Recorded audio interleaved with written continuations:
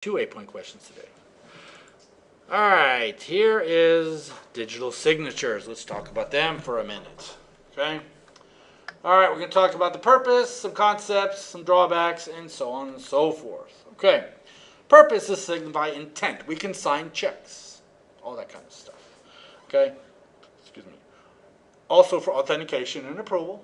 Okay, I can sign Roy's paycheck or Cameron's, and yes, he's going to screw it up and like he does every month. But at least I authenticated it. But also for security, you could sign something.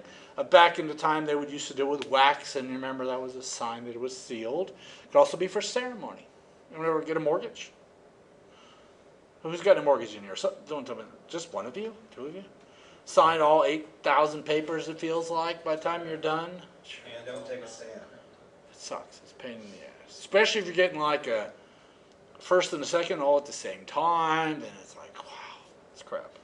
And then what happens when you get rid of your mortgage? You get one little teeny paper. This mortgage is done. It's like, seriously? I thought You can buy a stamp for that, you can't. It has to be signed in person. Can't do it. All right. All right. Security concepts. We all know what confidentiality is. Okay. Hopefully you know by now. If you don't, you're screwing up. Okay, confidential is for me only. Integrity has been unchanged. Okay?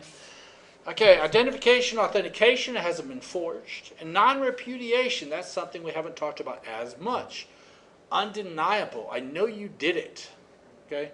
If I stay in here and watch Austin sign something, non-reputable. I saw him do it. Okay, that kind of stuff. Think so, it didn't happen. Yeah, all right, drawbacks. Lifting, forgery, document. You ever seen the movie? Catch Me If You Can? Excellent movie. Really, really good movie. He was a very good forger. Okay, and actually Roy has done some forging for me. So I won't say what he's forged. I didn't say what it was. Okay, not really forged. It's just modification. Just a little bit of Photoshop work, that kind of stuff. So. Nowadays, you don't know if anything's real. I mean, unless you like touching it, you don't know if that's a real podium. It could be a hologram or something. Okay. All right, email. We have plain text. I don't know if you realize that email's plain text. Even if it has attachments, it's still sent MIME encoded as text. Okay. Really no authentication. Some do, but very few. Okay. Can't be trusted. Heck, you can go in there and edit that darn email. I don't know if you realize that. You can edit your emails. And then hit save, and no one's gonna have a clue. Can you edit the timestamp? You can't edit the. I've never tried to edit the header. I don't know if you could, but really, normally you'd want to edit the content of the message. To say, look, you told me I could have the day off right here. I said I could have the day off, month off. Month off. All right, but yeah, you can't do it. Okay, we all know what symmetric and asymmetric is. Okay, we all know what that is. Okay, symmetric, y'all okay on that by now? This is on your test, by the way. Okay. Okay, same key, secret, same key, symmetric, secret, private key. It's all the same key. We have a key sharing problem. Okay. Asymmetric is public key. Everybody, there's two. 2n is the number of keys. Public key, asymmetric, whatever you want to call it. PGP is an example of that. Okay. All right, solutions and more problems. We have digital signatures, which we're going to see here in a second. Hashing, there's key problems, certificate problems, PKI, confidentiality. Let's talk about some of these. Okay, here's how we recommend to use digital signatures. Okay, first of all, does anyone sign stuff electronically now? I mean, our taxes. This is the first year in probably 10 years they actually sign my taxes by hand. When I sold my rental property, they actually let me sign all the contracts and everything like that. I sold a timeshare electronically too, which was amazing. I was really shocked. Yes. Like, I don't have to leave the house. Right. Actually, my last two mortgages, I did it through my Quicken Loans. By the way, if you ever want to get a mortgage and you have decent credit, I don't know what it's like if you suck, but if you have decent credit, no little can write your house. From the day I called them till I closed, 7 days both times. How much were the closing costs for refinance? 0. Quicken Loans? MyQL, My Quicken Loans. Tell them Ken Dewey referred you, and I don't get anything out of it, but you might get it. Yeah, I mean literally, it's 7 days. They even send a guy to your house. The first time it was actually the guy who owns the My UPS store here. He came to my house. Then the second time, there was the same guy. My dude, I'll just stop by your office. It's easier. That way you don't have to wait at home for you. Yeah, 7 days from the day you called. I even told Eileen she got her home done through them and everything. It's Because if you can refinance without having any closing costs, that's a deal. yeah, they give you a hell of a deal. Okay. So, digital signatures. First of all, you hash the message. In other words, we get a fingerprint of. We know what a hash is. You'll learn more about that in forensics, but you make a digital representation of the item. Okay. Then encrypt the hash with a private key. This becomes the digital signature. That way, if anyone changes it, you can tell if it's been changed. Send the unencrypted message. So I'm sending that message over unencrypted, not encrypted at all, but along with the signature and the hash of the encrypted algorithm. So basically, you get the signature, okay, and the hash. So if the message has been changed whatsoever, the hash will no longer match. So you get the message, but now I can also verify it based on the signature or the hash of the message. Because if I run the message through the hashing algorithm again, MD5 or whatever, and if the hash doesn't match, obviously the message has been manipulated in one way. So that's how that works.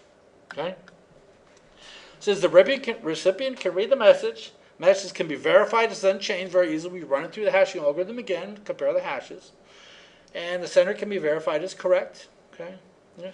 And the way we can do it, we could rehash the message, use the public key to decrypt the hash, which is the signature basically, and then compare them. That's it. And you can tell very easily if it's been manipulated. Okay? There's not much on this. I'm thinking about doing an assignment, a project in this, but we kind of do it in Security Commerce. Some of you already did that. Did some of you get that to work? Most of you did. Except for the people that didn't get their email working. It's a whole other story. Okay. The one thing I haven't received a grade for is the response, the PGP part two. Did I not give you a grade for that? Oh, did you do it late or something? I was having a problem with it not being able to confirm or publish. Oh. Oh, yeah, that's right. I think you just got a 0. That's it. Yeah, hashing problems. If two messages have the same hash, then they have the same signature. Make sense? So effectively, the signer has signed everything with the same hash. Solution, use a good algorithm. MD5 has collisions. Let's talk what the heck that even means. MD5 would have a certain length of message and edit a certain part of it. You can actually have two messages produce the same hash. Okay?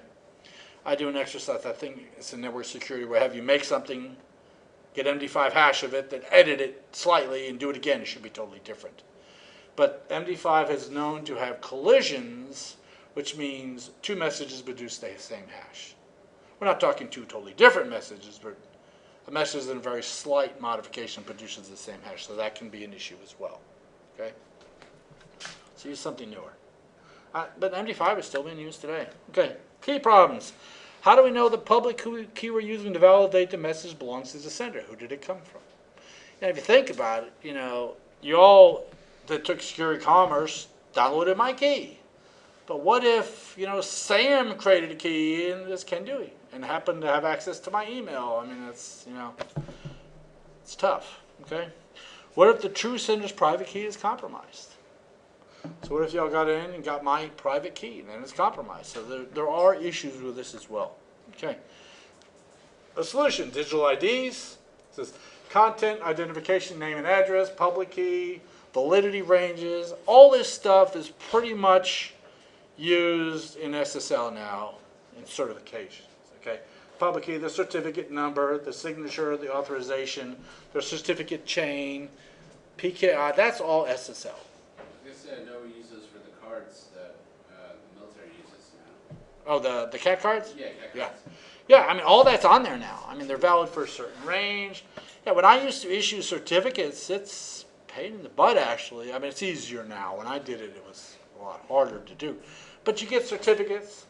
They're valid for a certain length of time, and they can't be edited. I mean, you change anything. I've had many times where it got screwed up, and I had 30 days to get it totally installed, or else I'd have to pay for a new certificate. It was kind of a pain in the butt. Okay? PKI, public key infrastructure. It says the hardware, software, people, or policies, and everything that make digital signatures work. your bank has a digital signature. If I was to go here to, not that, don't click that. Oh, darn it, hit Firefox. I don't want that, I want this one. If I was to go here, I should be able to click here, and view my, where's my certificate? Why can't I see my certificate? Oh, there's, why is it in a connection? Okay, here's my certificate. It's issued to d2l.rose.edu. That means we know the site, okay? It's a Symantec Class 3 cert. The validity dates are July to July of next year, okay? I can see the details of it. I can see the serial number. I can see the algorithms using SHA-256 using RSA. It came from Symantec. Here's the validity dates. Okay, the public key is RSA 2048, and there's the actual key. Okay, you can see the DNS name is d2l.rose.edu, and you can see all kinds of other information about it. Okay, the path, where did it come from? We got it from Symantec. We got it from VeriSign. I used to sell from GeoTrust. No, it wasn't GeoTrust. It was Komodo. Komodo, it was funny because VeriSign would sell a certificate for $349 a year. I could get it from Komodo for $49 a year. It's still a certificate. I mean, it's totally valid. Everything's fine. So which one would you buy? Cheap one. Heck yes, I'd buy the cheap one. So what I would do is I would buy it for $49 and I'd give it to you for $349, but half price. I'd give it to like $150. So you're like, sweet, we're getting it for half price. But I still was making $100, so it was good for me. So it worked out for everybody. But what I had to do was, you notice how Symantec is kind of an intermediary CA or certificate authority to VeriSign? Same way, Komodo had to go through GeoTrust. Nothing wrong with it, but I just had to install 2 certificates on the site. So the Komodo could verify to GeoTrust, which they could verify to VeriSign. So, just like we have Symantec here. So, yep, and our certificate's okay. What if something was wrong? What if these dates were off? Say it expired this July. The website doesn't work. Well, the website doesn't, actually the website works fine, but it's going to give you a warning. Oasis, for a while there, wouldn't work for me because it kept saying Right. this. Yeah, that's an issue with Chrome. If you go to vc.cyber.rose.edu, whoa, what's up with this?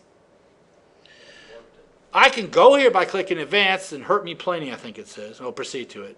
Didn't one of them say hurt me plenty? Is that Firefox? I think that's, no, It was Chrome before. it was Chrome before It this. updated Oh, okay, because you say hurt me. But if I go up here and click on this certificate, something wrong with it. Okay, dates are good. Issued by, okay. But there's no path. It's not linked to any certificate authority. So it hasn't been registered. Right, it's not registered anywhere. We made our own certificate. It's still encrypted. I mean, if you look down here, we still got a signature. Where is our signature? Where'd it go? Subject, there, right there, that public key. It's still encrypted 24/8. Everything's exactly the same, but we did not register. So in other words, we did it ourselves. But, you know, there's nothing important on here. Heck, you guys don't even use your student IDs to get in there. So it's, you know, we're not overly worried about that, okay? But the path is the big issue. It's not linked to anybody. The issuer of this certificate could not be found. Okay, so, all right, let's continue on. All right, well, there's other issues with it. We have corporate, we have DOD, we have educational, all kinds of different places issue certificate. Military is a big issue. Military issues their own certificates, and guess what happens? We can't verify them because they're verified to some DOD site, but it's still a valid cert. So when I go to tricare.mil, whatever, dfast.mil, I always get a certificate error. So I have to go in and say, what I do is I have to install their certificates, and then my computer will trust it from that point on, or just ignore it. So when you go to vc.cyber.ro, you just ignore it. You know it's going to work. Okay. All right, how PKI works. It says an overview. Basically, it works. You have the system. They transfer certificates back and forth, and it ends up being verified all the way down to a CA, a certificate authority. There's also something called a certificate revocation list, CRL, which contains bad certificates. You know, what happens if you redo your system and don't have the backup of your key? You got to get a new one. So your old one, you got to revoke it. Okay.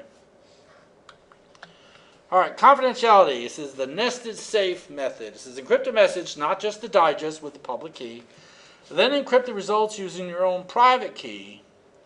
Then the results is both sender and receiver are assured no one can read it. So you encrypt the message with the public key, then do it with my private key. So when you go to open it, you know it came from me, and you're the only one that can open, because you were the one who, I did it with. So I'm sending Matthew something.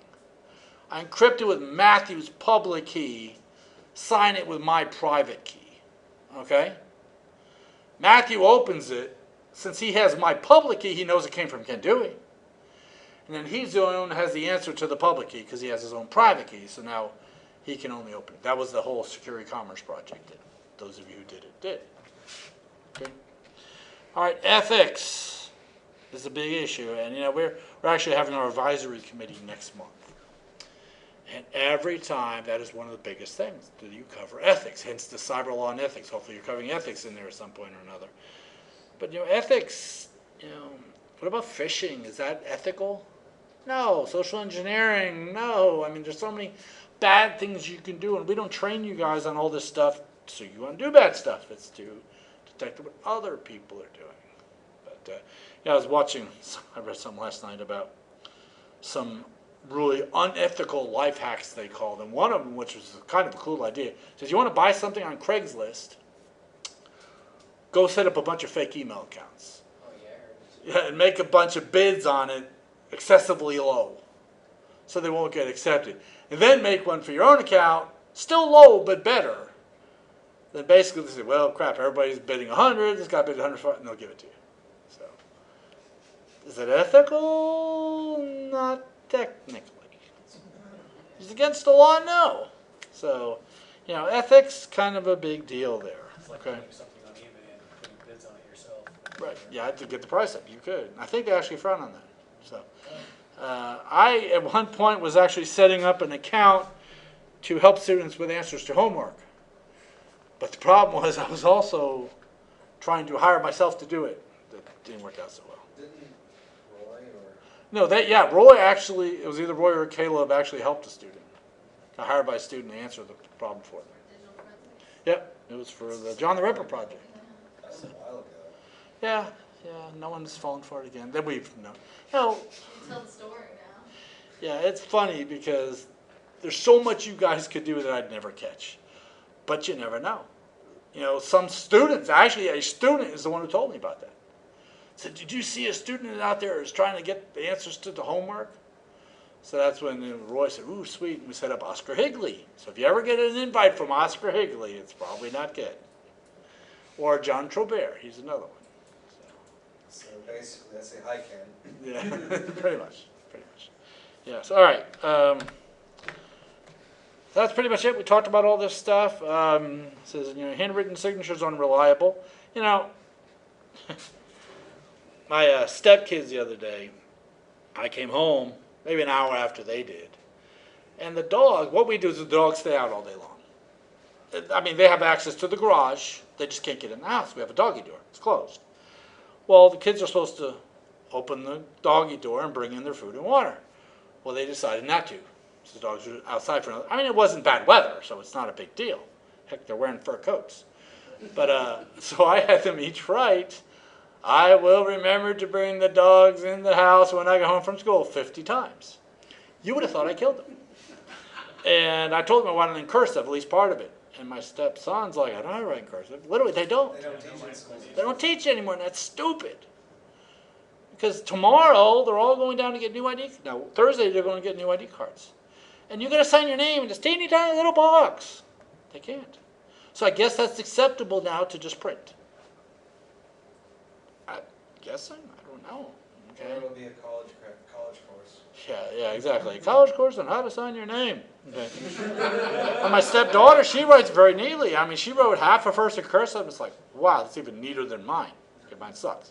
But, but digital signatures are great, but they bring in new problems as well. Okay? And things are always changing. There's always something new. So, all right. All right. How would we prove dates now? That's another story.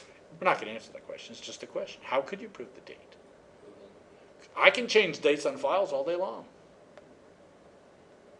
Well, you can set your active domain up with the permissions to not allow anybody other than the administrators to change that. Okay, so I pay the administrator to change the date. You know, I do mystery shopping. I actually got an email again today. I don't know what the deal is. The stinking cash registers at these gas stations suck lately. Their time's off. Because I told them I got there at 4:07. I was there till 4:19. I bought my purchase at 2:47 or something like that. Don't you timestamp your pictures? Yes. So I said, aha, according to my GPS timestamp, I took this picture at exactly 4:07 like I said I did. Their cash register's off. But it's just... I actually asked the guy at the Sinclair station down here in their depot, I asked him, like, dude, your cash register's been off for 3 years now. He's like, that's right, twice a year, or I don't know what his excuse was. Because it's too much to change it. I'm like, oh, you're killing me. Because then what happens is then I have to remember to tell them, yes, I know the date was off, and I forget to tell them. So then they send me a message, hey, how come you said you were there at 4:07, but this says 2:47. I'm like, yes.